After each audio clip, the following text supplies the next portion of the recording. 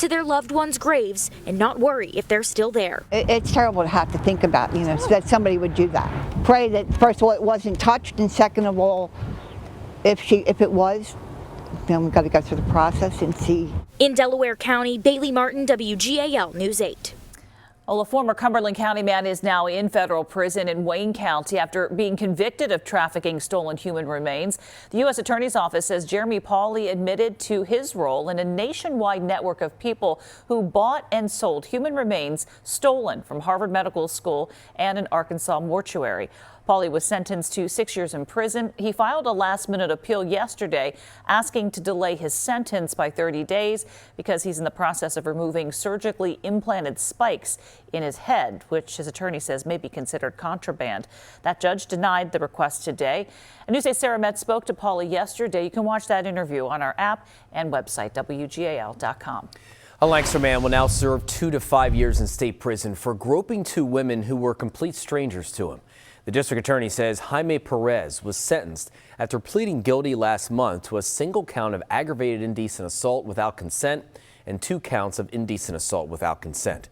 The DA says Perez was caught on camera assaulting both victims, one on East Orange Street in September of 2024, the other on East Chestnut Street the following month.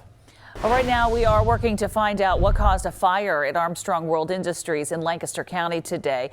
911 dispatchers say a call came in just after 2:45 this afternoon from the building materials supplier on River Road in East Donegal Township, which is near Marietta. It was reported under control about 45 minutes later. Dispatchers say no injuries were reported. One man was arrested and police are still searching for another after a chase in Lancaster County. It started around 2:45 Wednesday morning on Lincoln Highway East in West Lampeter Township.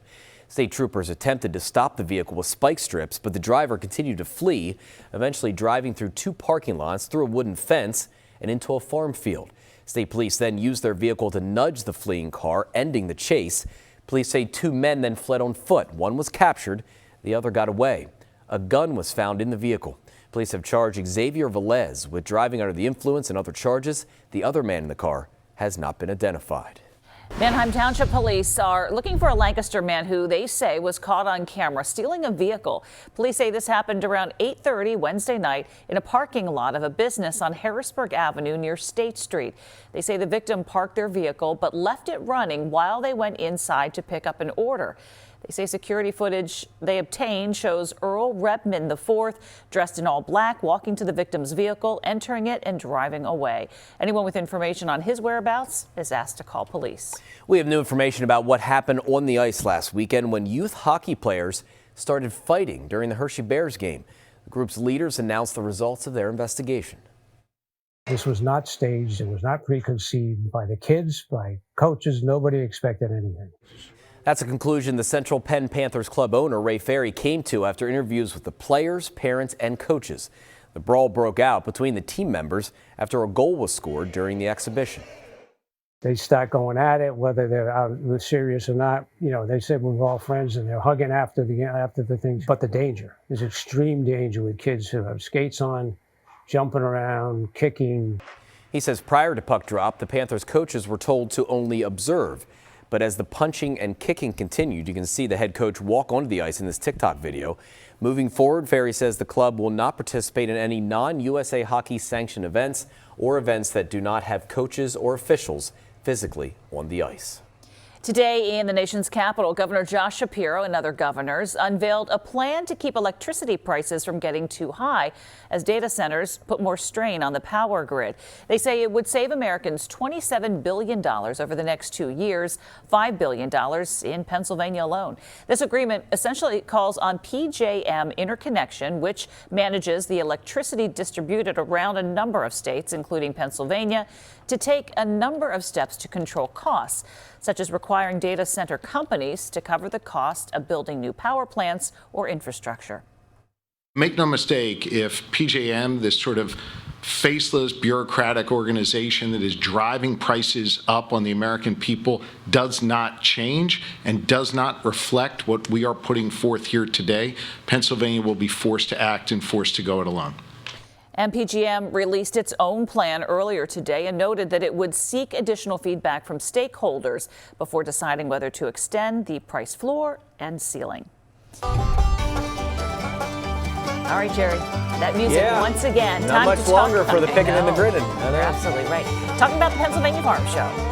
Yeah, that's right. And News 8's Taylor Hess was there for hours today. Gives us an inside look at the rodeo and the rodeo queens that help make it all possible. It's the second to last day of the Pennsylvania Farm Show. Me and my friend Bob here are going to give you an inside look into the rodeo. A big night for many as fans packed the New Holland Arena for the Circuit Finals Rodeo. All these cowboys are competing to punch in a ticket to the NFR Open. That'll happen a little bit later, but there is a lot of money up for grabs for these cowboys. But it's also a special night for all the rodeo queens. We're all going to go into the arena and we're going to get introduced. They're going to call our names one by one and we're going to wave to the crowd. As they spread the love of rodeo throughout the community. The rodeo queen is the ambassador for the sport of rodeo and the Western way of life. Basically, we are the bridge between the people in the stands and what happens in the rodeo. We've seen a lot of horsepower here tonight, but there's still one more day. The final performance is tomorrow at 4 p.m. In Harrisburg, Taylor Hess, WGAL News 8. She looks good, doesn't she? No, absolutely. Yeah, Yeah. she's got a future in that, I I'm think, if she telling ya. wants it. Taylor, yep, you got it. That's great. Hey, still to come on News 8 at 10. Tracking the light snow expected for Saturday morning. We'll pinpoint things for you hour by hour and show you when the coldest temperatures we have seen so far this season arrives later this week. And she's the most decorated black Winter Olympic athlete of all time, where Elena Myers-Taylor is drawing inspiration from ahead of the Milan Cortina Olympics. And we head to the break with a look at tonight's lottery numbers.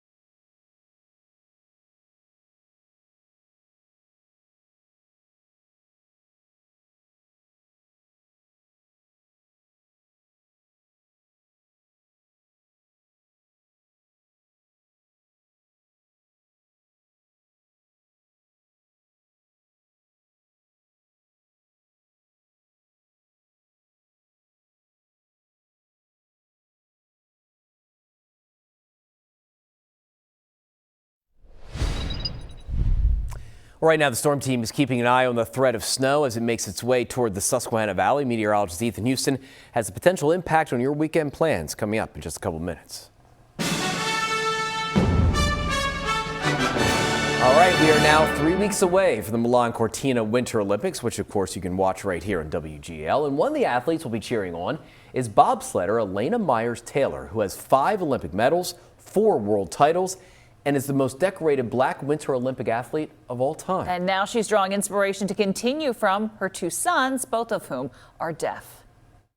Elana, take one. Come on, Mark. My name is Elana Myers-Taylor. I'm a bobsledder, and I'm from Douglasville, Georgia. My 2 sons, Nico and Noah, are both deaf, so we use American Sign Language as their primary language. When they were born, I knew the alphabet, I could fingerspell, but that's about it. So I just take it day by day and learn with them. Is there a sign for bobsled? Bobsled. You're looking at Team USA's Elana Myers-Taylor. She is one of many athletes that unfortunately tested positive, had to quarantine. Being put in isolation, being away from my son, not being able to prepare in a typical sense, I was mentally just done. Now she's in her special place where she performed so well. Elana Myers-Taylor is well on her way to another Olympic medal.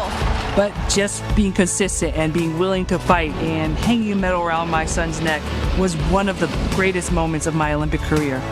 She said, I want to do this for my little boy. Elana, you have. Why I compete, why I continue to pursue this dream has changed dramatically. Now, my boys have become my why. I want them to see their mom going after her dreams and going through all challenges, all obstacles, and just going after it anyways. Team USA powers in the House of Speed. And as we get closer to the Winter Olympics, we're getting you ready to watch the games. This weekend, we'll introduce you to some more of the athletes representing Team USA. We're on the road to Milan Cortina Sunday afternoon at 1:30 right here on WGAL. Now the WGAL News 8 Storm Team forecast with meteorologist Ethan Houston. Get ready for some rounds of some light snow tomorrow morning that will likely put down very light accumulations that could make travel slippery. We could see some snow-covered roads. That's why tomorrow is an impact day. On Sunday, Monday, only looking for some flurries, isolated snow showers, but it's going to be a lot colder. And then that chill will intensify through early next week. And it's likely we're going to have a long stretch with temperatures staying at or below freezing for days on end. Outside right now, the clouds are back. We're starting to see the air moisten up a bit. Dew points have climbed into the teens, but the air temperature still right now at 29 degrees. Bark is bigger than its bite. What we're seeing here on Live Local 8 radar, bulk of the snow off to our west, not hitting the ground just yet because the air overhead is so dry. We got to report up towards DuBois, out towards Somerset, but the rest of what you're seeing here not reaching the ground just yet. This is what we'll watch for. The snow that's coming over southern Ohio and back over northern Kentucky. That's what's likely to impact us through the day tomorrow. So some spotty light snow showers, a light coating in some areas with temperatures holding in the upper 20s to near 30 degrees. That window of opportunity for snow looks best between dawn and noon.